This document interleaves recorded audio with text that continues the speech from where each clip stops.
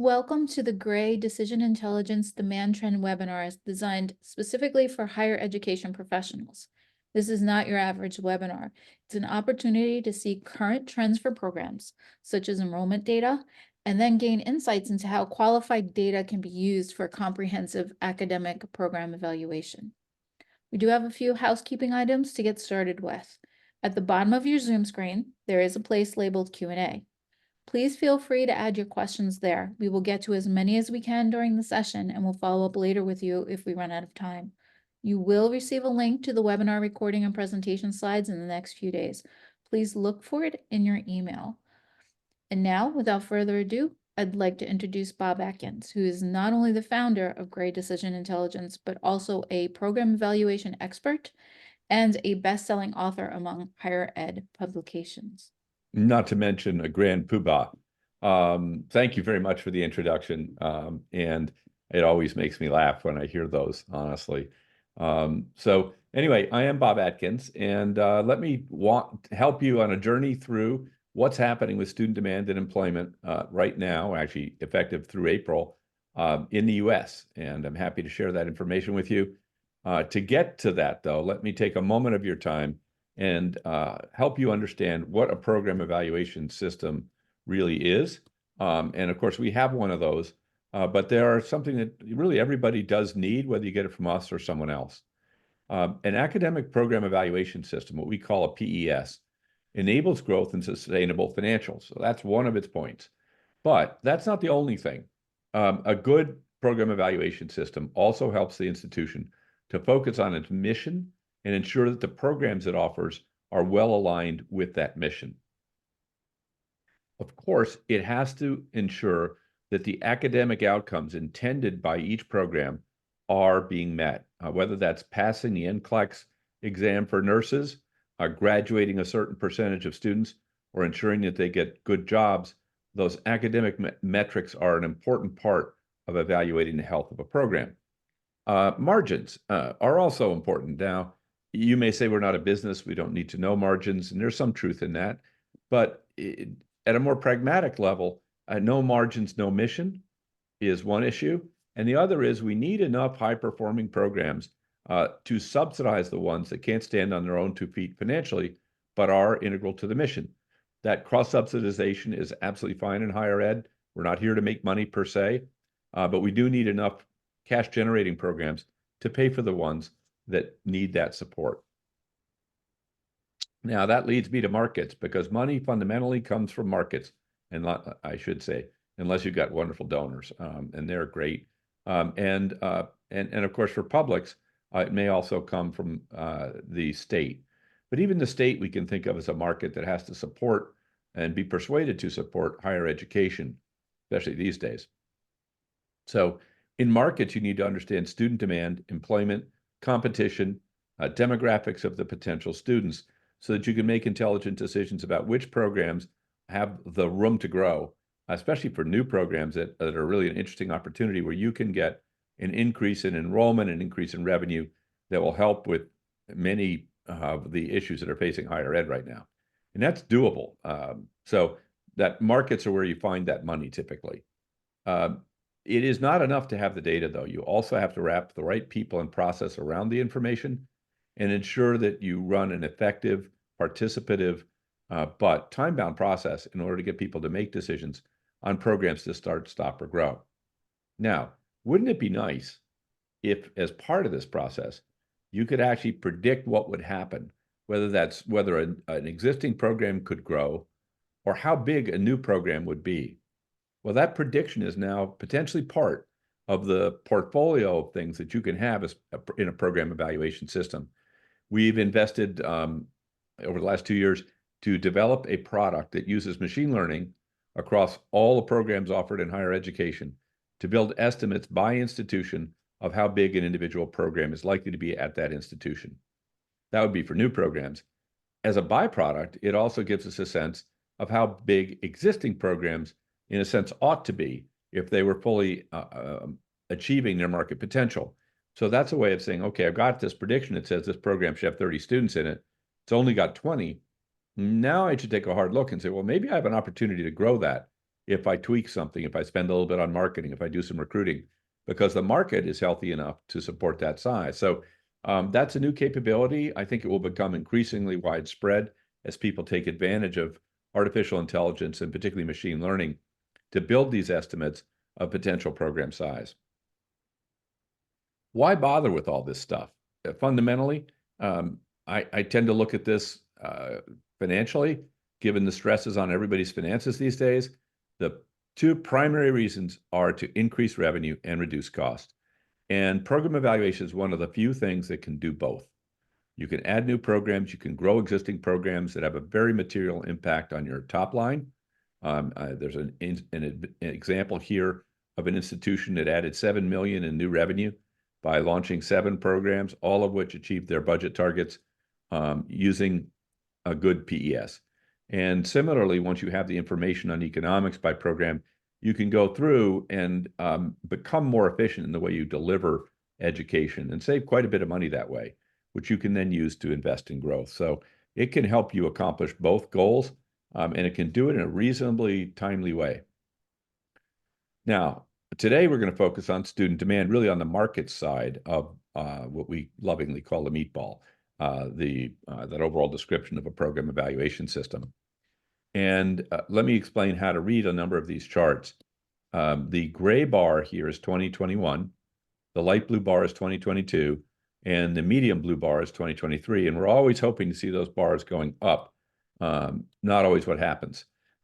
This year, however, we're seeing some pretty good growth. 2024, that dark bar is up 20%, 10% in terms of Google search volume. So nice, healthy growth in search volume. And you'll notice that for 8 of the 9 last months, the number has risen. There's one exception, which is March. That was down a little bit, but otherwise it's been going up. Very positive sign for future enrollment in higher ed. Remember, Google is forward-looking. It's people who are out there not yet enrolled in school who are thinking about what courses and programs to take. So our view is that this is a way of looking ahead and seeing what's likely to happen in the future, not necessarily what's happening this minute in your enrollment. We'll look at enrollment, which does tell us that. Unfortunately, along with the growth, we're also seeing an increase in the cost. And cost per click for Google has gone up 4% last month year over year. I'm sorry, this month year over year in April. That the circle's off by 1. But fortunately, you can see it did drop month over month off a peak. 1609 was actually the highest, tied for the highest number in the last 3 years. So I'm glad to see it's dropping a little bit off that, but still up 4% year over year. So like many other things, the cost to acquire a student, at least the Google cost per click, has been rising with inflation or better. What programs are growing out there in Google? What are students expressing an interest in? We've got a couple of things that are in a new space, that is advertising, PR, and digital marketing. You think of those as our media programs. I'm not accustomed to seeing these in the top 10 in terms of fastest growth. So it's interesting to see that they're here, and they're here in a big way. Advertising up 144%, PR up 81%, and digital marketing up 42%. Then we have 2 health programs, and that's unusual too. Normally we'll see more growth in health. In this case, it's clinical psychology and family practice nursing, both up well over 40%. And then we have a raft of other things. Fashion merchandising up 72%, econometrics and quantitative economics up 39%, legal studies, finance, library information sciences up about 35%.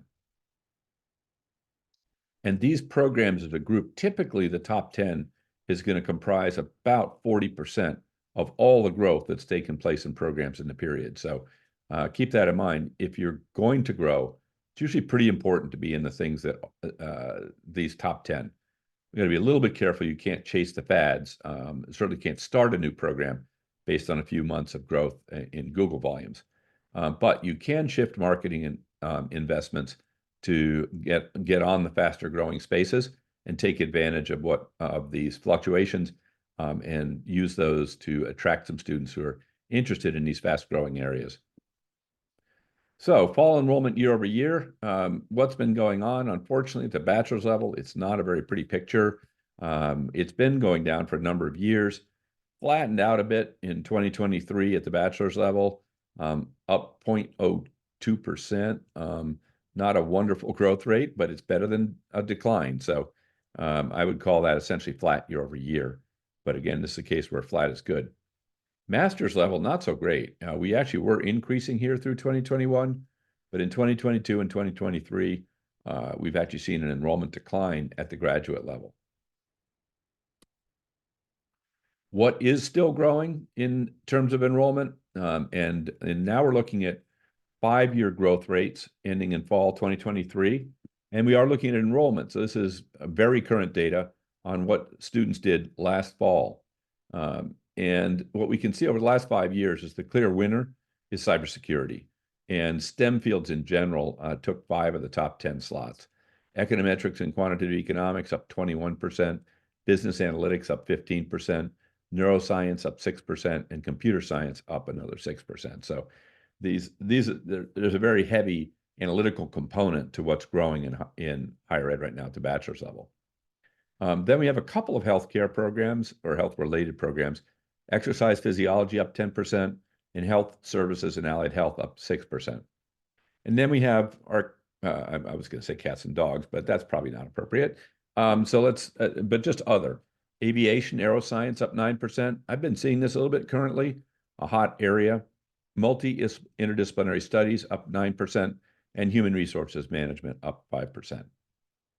So even a 5 or 6% growth rate, by the way, over the for a 5-year period is quite substantial. You're looking at 25% increase overall in that program over the 5 years. And it's been a pretty tumultuous 5 years. In the middle of this, we have COVID. So anything positive here is really quite the accomplishment. Now let's turn to masters and talk about the fastest growing programs in terms of enrollment. And again, we see this tech, STEM, analytical bent to it.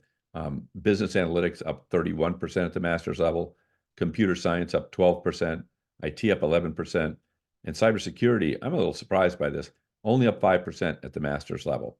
You recall it's up 20 on the prior chart. So that's actually a slow growth rate for cybersecurity. Applied behavior analysis in the health field up 11, mental health up 11%, physician assistant up 6, and counseling psychology up 4. If you think about this, we've got 3 of our 4 healthcare programs and 3 of the top 10 in terms of growth, all focusing really on mental health. And I'm afraid that's indicative of the issues we have as a society right now in the mental health arena, particularly for students that are of high school and college age. So there's a lot of interest in these fields, actually a fair number of jobs on the other side as well, but substantial growth in mental health related fields. Now let's take a look at what's going on in Coursera. Let me pause and say, well, why do we look at what's going on in Coursera? Well, there's a good reason for it. Many of you are thinking about offering courses, certificates, laddered certificates, excuse me, so that people could come back to higher ed without having to take on an entire academic program.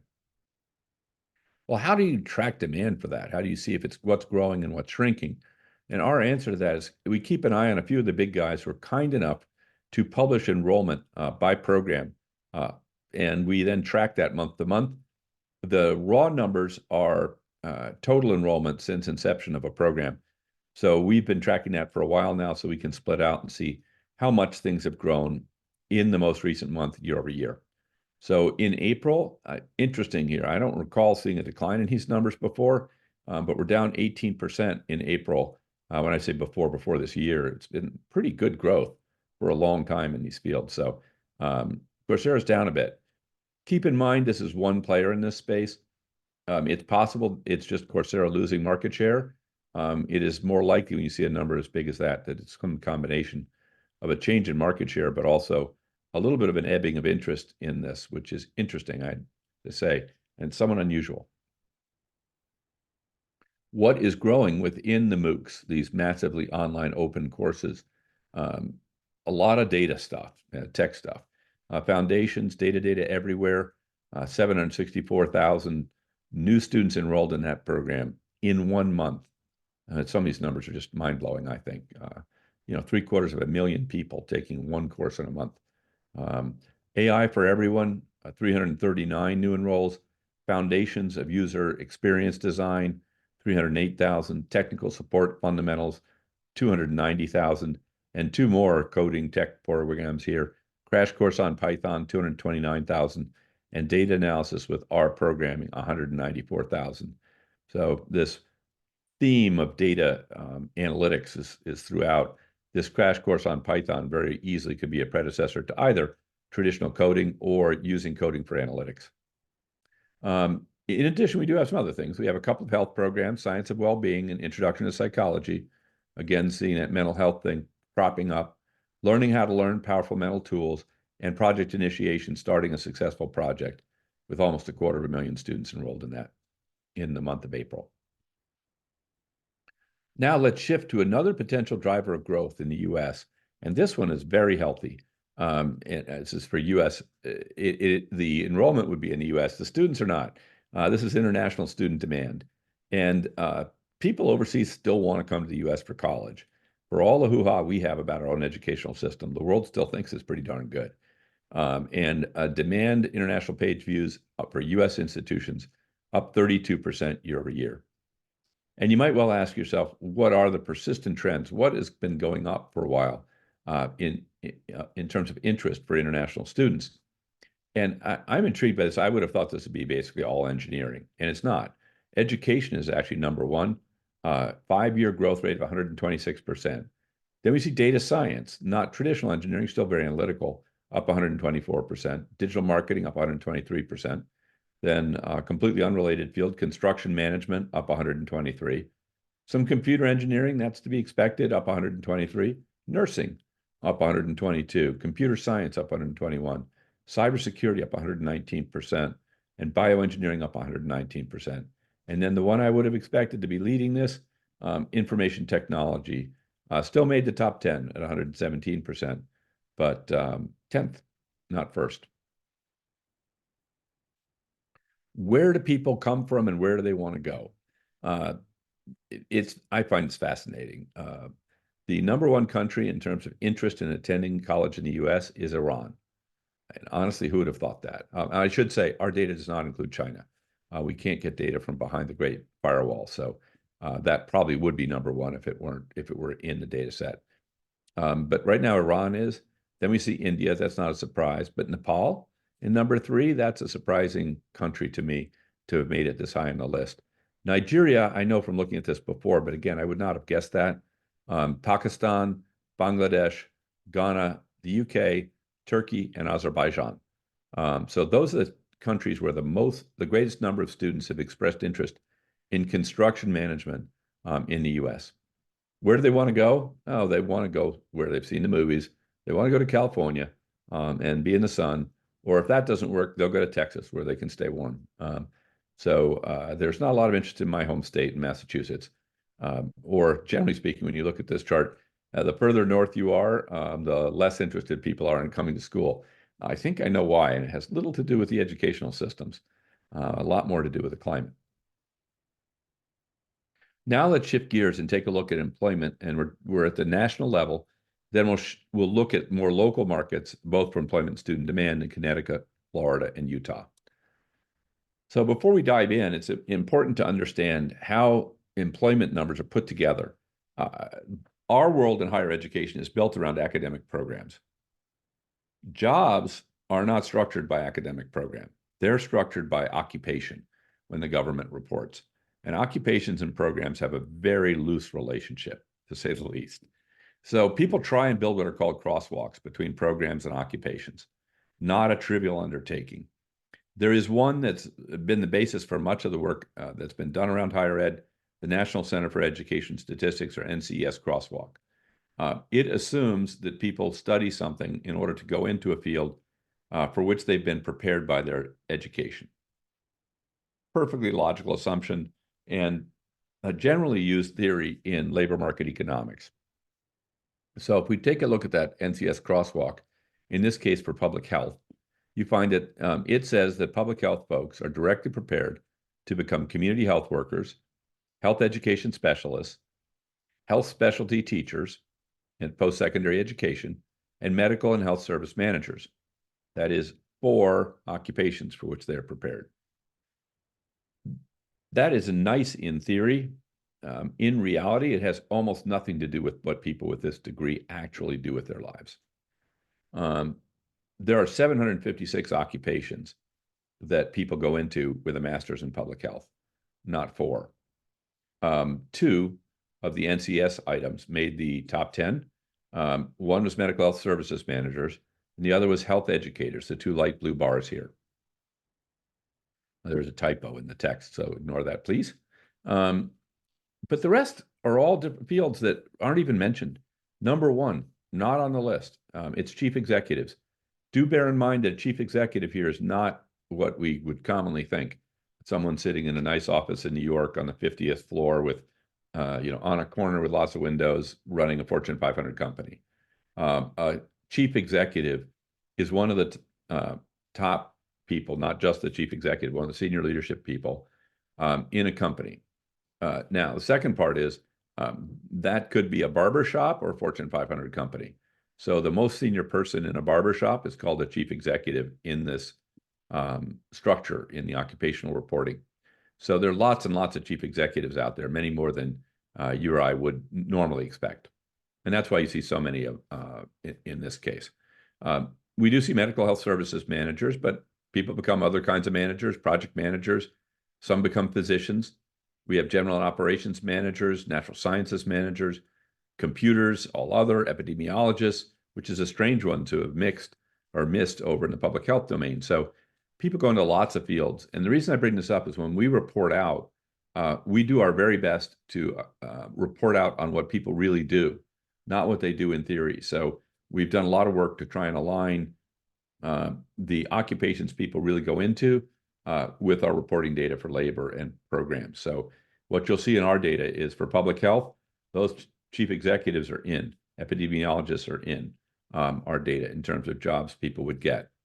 It's a very tricky piece of work that's we continue to refine, but it's much more realistic than you would get out of a traditional crosswalk. And by the way, most labor data sources are going to use a traditional crosswalk. And that's going to mean they're understating the jobs available. Well, here we're looking at 4 versus 756. So you have to multiply by approximately 200 to get to a correct answer from the data sources that people normally use. So what's going on given that approach? Job postings are up in the US overall, 23%. Very positive number for April. Keep in mind, however, that increasing job postings is likely to have a negative effect on enrollment. So while this is good for the country, it's tough for higher ed. Generally speaking, enrollment in higher ed is going to increase when the unemployment rate increases. So when we see job postings go up, that's actually a warning sign. I would not pay too much attention to a 1-month fluctuation, but if this persists, we're going to see a problem down here in August, September, and next year's enrollment. If people have the alternative of getting a well-paid job. Which occupations are growing? Well, management made the list twice, general and operations managers and first-line supervisors. Health had a couple of entries, physical therapists and registered nurses. Education, 1 entry here, preschool teachers. And then the other fast-growing areas in terms of number of job postings, software developers, accountants and auditors, reps, wholesale reps, and industrial engineers. Really, a couple of those we could have included under general management and business, but we haven't in this instance. We will a little bit later on. Now, let's take a look in one of these areas and say, okay, if I wanted to offer programs that were aligned with the needs of first-line supervisors or production workers, what skills do I need to teach? And here they are. I will say, first off, Microsoft Office, that is almost universal. Nurses, it'll come up in the top 10. So there are a lot of these skills that, well, Microsoft Office in particular is unique.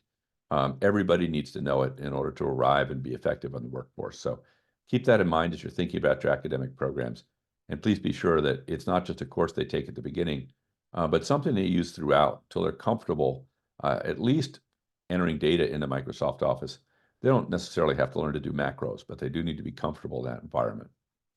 construction, machinery, logistics, safety standards, regulatory.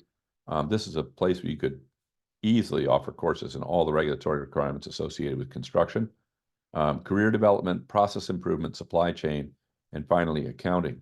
So first, I'm sorry, for production workers. Safety standards is another one where most of these folks are going to end up having to be tested to be sure that they understand OSHA rules. So making sure they have that background going into their job is very helpful. Also might help to keep them healthy while they're on the job.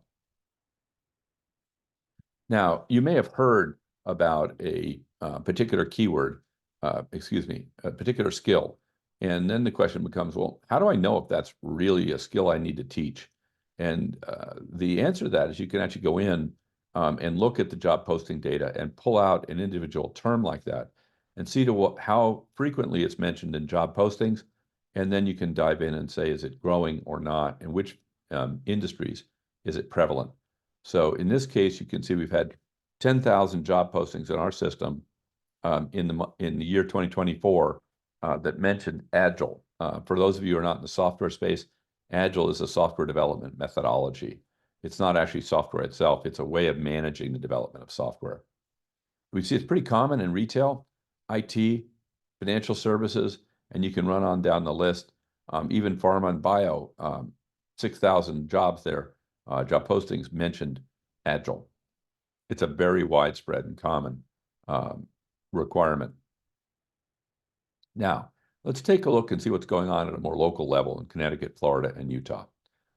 And we'll start with Connecticut. And in terms of programs, electrical electronics engineering topped the list with 33% growth. We've got a couple of other tech-oriented programs, cybersecurity up 18% and IT up 14%. Then healthcare really dominates the list with 5 programs in the top 10. Physician assistant, nursing practice, physical therapy, psychology, and public health all made the list, all growing double digits. And finally, we have some education programs. Let's see, where did that go off to? Yeah, early childhood education and teaching. And the other point here is that these are very different than our national list. In fact, only one of these programs overlaps with the national fastest growing programs. So as I think most of you are well aware, it is important to have local data. This is state level, but really you want to be even finer than that when you're looking at your markets. And we set up our systems for people. We'll actually define the local market they serve so that they're getting data about sometimes it's 200 miles around the campus. That's really the area where they're going to draw 80% of their students from. That will then become a market in our system so that they're seeing data on the market they really serve. And the definitions of those markets vary widely from school to school. One might be 200 miles, another might be a state, and sometimes they're drawing from the country, especially for online. Now, in Connecticut, the news on enrollment at the bachelor's level, you'll recall it was actually stable nationally. In Connecticut, it's been kind of flattish historically, which is better than the national. But unlike the national, it continued a slight decline in 2023. So it's down 0.2%. Nationally, we were up 0.2% at the bachelor's level. The master's level, actually, this is almost a mirror image of the national data between the two.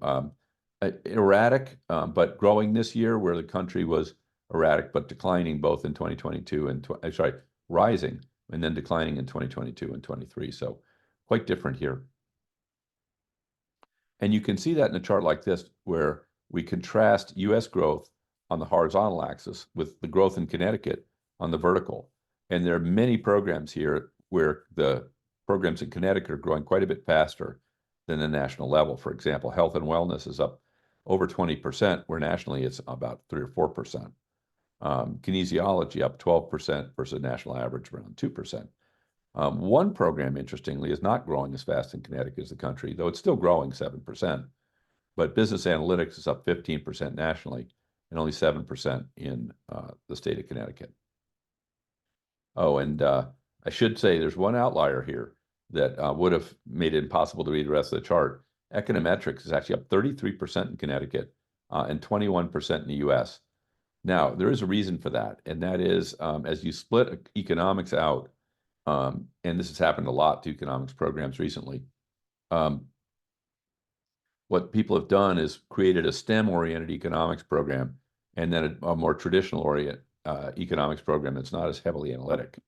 One of the reasons they do that, there are several. One is some states pay more for students in STEM programs. So if you're a public institution, it pays to reclassify, if you will, your programs and maybe stiffen up the analytics in them as well. The second reason is that international students get better visas if they come into a STEM program. They can stay for 3 years and work afterwards. So it's much more attractive for an international student to be in a STEM-related program than not. So we've seen a lot of the splitting of programs so that the qualitative side can be split out from the more quantitative side, and the quantitative part qualifies for STEM. Though in the aggregate, we're looking at, not real growth across the two programs, just a share shift between the more liberal arts program and the more analytical program. Let's see. What happens here? One of the things that's important to recognize when you're in a state is that much of the data you get about who you're competing against overlooks online. So, for example, in the state of Connecticut, 20,000 students approximately actually leave Connecticut, virtually leave Connecticut, to take academic programs at other institutions that are outside the state. So Southern New Hampshire University, for example, is taking almost 3,600 students out of the state of Connecticut. Now, when you look at traditional competitive data, particularly out of IPEDS, you're not going to see this because IPEDS reports all the completions for an institution in the headquarters location of a given institution. So all those students at Southern New Hampshire appear to be Southern people from New Hampshire. Whether or not, if they were, they'd be about 2/3 of the population of New Hampshire, but they're actually students from someplace else. Western Governors all the way out in Utah, pulling 970 students out of the state of Connecticut, and so forth. University of Phoenix still grabbing 613, and Capella 576. We think this data is really important when you're thinking about competition at the program or institutional level. Very likely that you're not looking at all your competitors if the online folks are taking students out of that market are not included.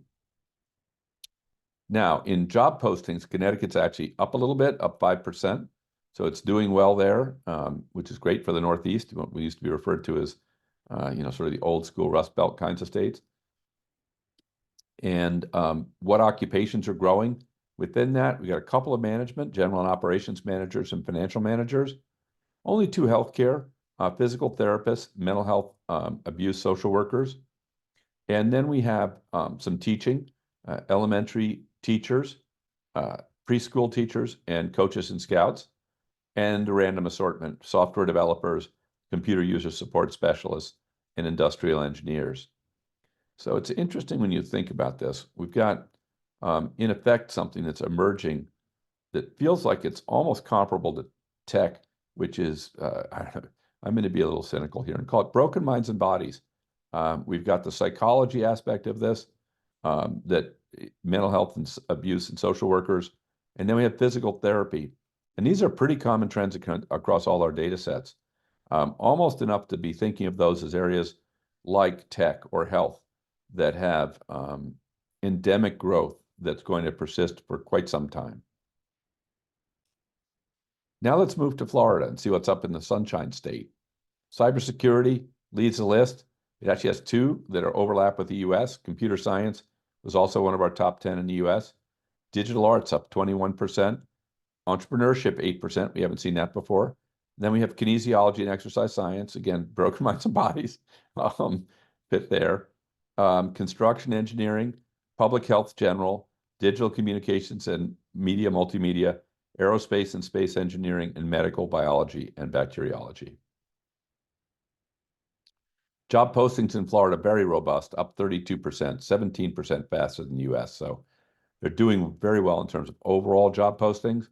Been a little sketchier in prior months, but this is a big month for them.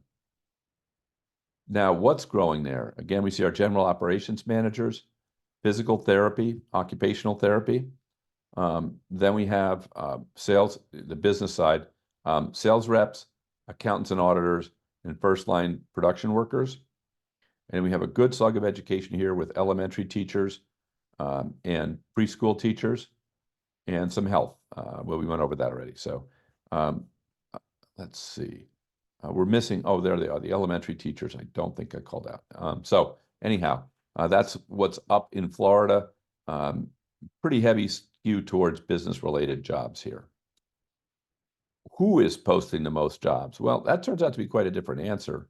The state is actually the largest employer in terms of job postings, with 670 active postings in the month of April. Pay, not so great at 42,000. Consulting firms did pretty well. We have 309 job postings at Deloitte, 172 at Accenture.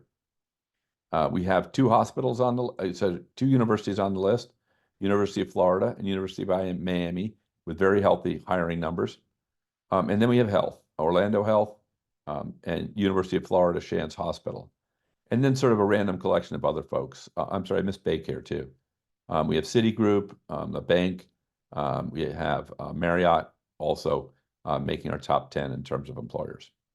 Who pays the most? Well, Accenture, I believe, nope, take that back. Baycare actually has the highest pay at $164,000. Accenture in number 2, and Deloitte in a distant third at $81,000. Not a bad paycheck, but still not really up there with Accenture. Usually that's because the jobs are different. This may be data scientists, and this might be more routine kinds of analytical roles or new hires. Now let's move north and west out to Utah, almost covering the two edges of the country. Utah, fall enrollment down 10%, even more sharp than the national, which was up 0.2%. So really big drop off in Utah in bachelor's enrollment. Masters up 1%. This is a state that's almost a mirror image of the national trends. Down when they're up and up when they're down. So as we look at this export-import equation, huge import state in Utah. Western Governors is located there. So 159,000 students in other states attend college at Western Governors. Attend college at online institutions in Utah. And there are a small number of Utah students, some 17,000, that go to schools outside the state. So Utah's a big winner in the import-export business for higher ed. And this is important, I think, for public universities to really take into account, because as a public university, when a student studies outside the state, the revenue goes outside the state, but the debt that student incurs stays in the state. So I think this is really an area of focus in terms of being able to keep students in state, keep the revenue in state, and not get this misalignment of where the costs are versus the revenue. So April, Utah job postings, very healthy, up 24%. Fastest growing occupations. Again, we see a heavy slug of management here. General and operations managers up 300, construction managers up 75, marketing up 63, and first line supervisor production workers up 63. And let's not forget the accountants. They're up 116. Health was our second most common field, registered nursing, 129, and we have physical therapists, 106. It's interesting, it's the only one where we've seen a fast growth in registered nursing. This used to be one of the most common that would hit our growing in occupational reports, but not so much anymore. I think that's more of a supply issue, not a demand issue. There are plenty of people plenty of companies who need to hire folks. It's difficult to hire them. Then we see other areas, software development, administrative assistants, and computer user support specialists all up here. Let me summarize for you. Google searches are up. That's actually quite promising looking forward. In particular, advertising and the media programs were up substantially, over 80% in one case, 144% for advertising. Google cost per click, however, rose 4%, bit off its peak, but still up year over year. In fall, total enrollment in bachelor's program was approximately flat. Master's enrollment actually fell. And remember that number varies tremendously from state to state. From 2018 to 23, bachelor's enrollment in cybersecurity rose 23% annually. So that means it more than doubled over that time period in terms of its overall size. For master's program, business analytics rose 31%. US job postings were up last month. Just keep in mind that's not necessarily great for higher ed. Academic program data across the board, whether that's enrollment, jobs, pay, all varies enormously state by state. So please be sure to get local market data before you make any decisions. And if you'd like to take a look at a particular job posting or state-specific data, give us a ring. We're very likely to help you out with that. Now, let me stop and turn it over. If we have questions, happy to take them. And if there's a program somebody would like to look at, please feel free and let us know what it is, and we'll take a look at it. We actually do have one, Bob. We'd like to look at a master's in cybersecurity, but online. Bob, I have it ready to go. Great. I'm going to stop sharing. Fire away, Monica. Okay.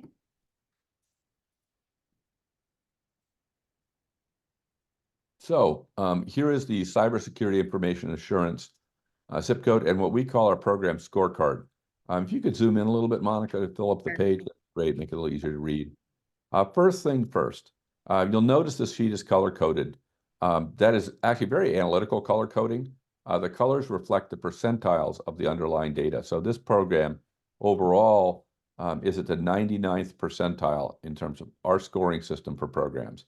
That means it's one of the 15 highest scoring programs out of the 1,500 programs that we keep track of. We come over to student demand. We can see it's dark green. It's actually the highest scoring program on student demand in our system. What is good about that? Well, Google's everything, actually. But coming back to the specifics, Google search, 99th percentile, over 1 million searches by people for programs in this area. International, also very strong interest, 99th percentile in terms of international page views. Student enrollment, actually very strong as well. We were at 11,000 students enrolled in the trailing 12 months as of fall 2023. And then we see on-ground completions, pretty substantial at 2,400, but online completions in the US at 5,400. So this is a very big online program. Combined, we're at 7,700, but keep in mind that 2/3 of that, roughly speaking, is online, not on ground. So if you're thinking about this for online, that appears to be the preferred venue medium for this. Now let's take a look at, and then growth. As we saw in our presentation, growth statistics are all pretty good. It might be chilling a little bit. Google's only up 2%. New student enrollment, though, is up 19%. Completion volumes up 13%. So we'll see. We'll have to keep track and keep an eye on it. If the Google numbers stay lower, then I'd be a little bit nervous that the peak may have already been hit for this particular program. But for the moment, enrollment's still trending up substantially. Employment, dark green also, very high scores, 97th in terms of job posting, 97th percentile, some 6,700 job postings, lots of jobs, 98th percentile score for that. Annual job openings, also very strong BLS data. Underemployed, 33%. That's not great, actually. I would have thought that would be better for this particular area, but that's the 38th percentile in our data. So a little bit worrisome there.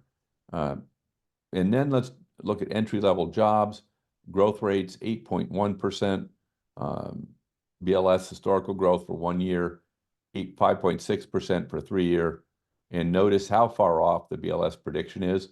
It said this would grow 1.3%, but it's actually growing at 4 to 6, 7 times that rate. Job postings per graduate are getting a little touchy here, only 0.9. So that's getting into worrisome territory. I would like to see a number like that be well over 1. Entry-level wages, 80,000, extremely good, 90th percentile. Post-entry, that's after the first 5 years, median 113,000, also at the 90th percentile. Very strong wages, as you would expect for this. Competition, if you thought you were going to get in this early, that train left the station some time ago, as I'm sure all of you know. But 166 campuses have this. Year over year, campus increased 31, so 31 new institutions entered the market. Median program completions are a little worrisome at 5. Keep in mind, though, for a 4-year program, it means we have over 20 students in the program. So it's not as small as it appears. That's completions, and in order to have one completion, you generally need 4 to 6 students in school. And then one other thing to keep in mind is gender and ethnicity. This is a pretty male-dominated, that's not the right word. Men tend to enroll in this at a much higher rate than women. It is attracting a healthy proportion of minorities as well, and of course, heavy international. So what are employers looking for here? What we see on the BLS educational attainment, 46% of people are working in this field have a bachelor's, 23% have a master's.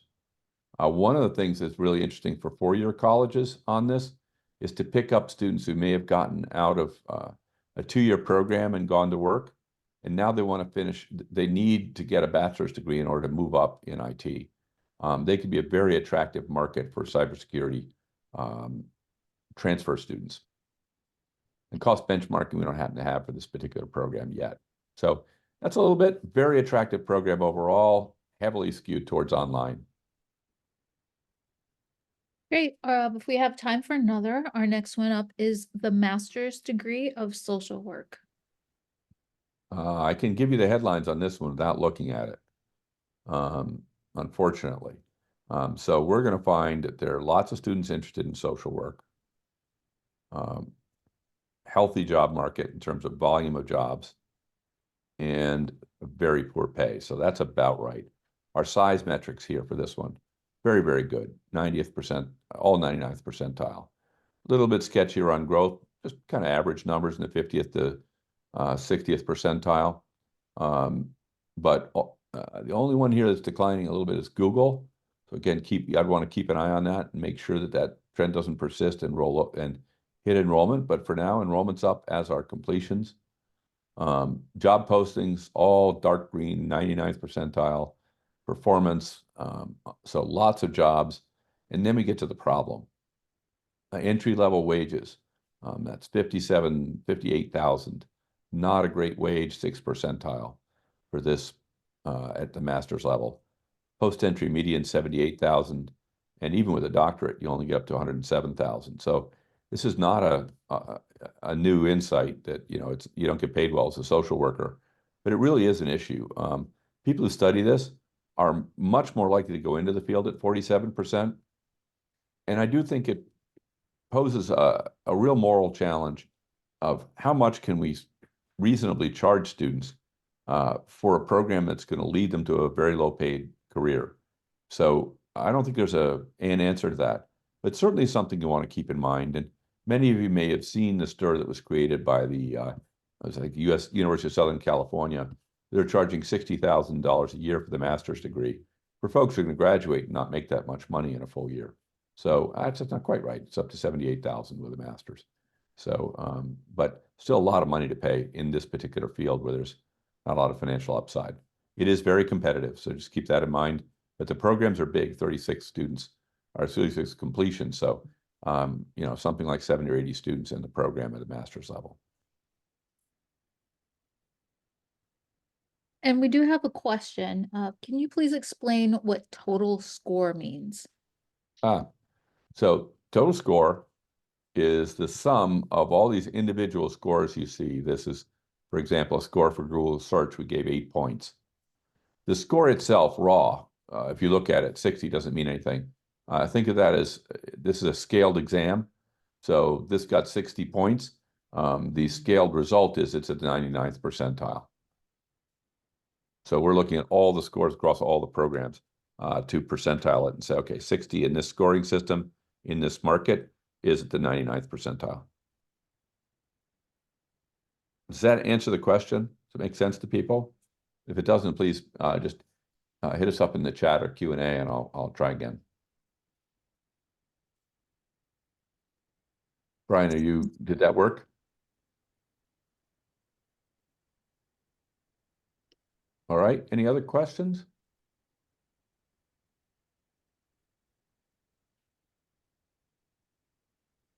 If not, well, thank you very much for joining us. Really appreciate your time today. I hope the session was helpful. and look forward to seeing you again next month.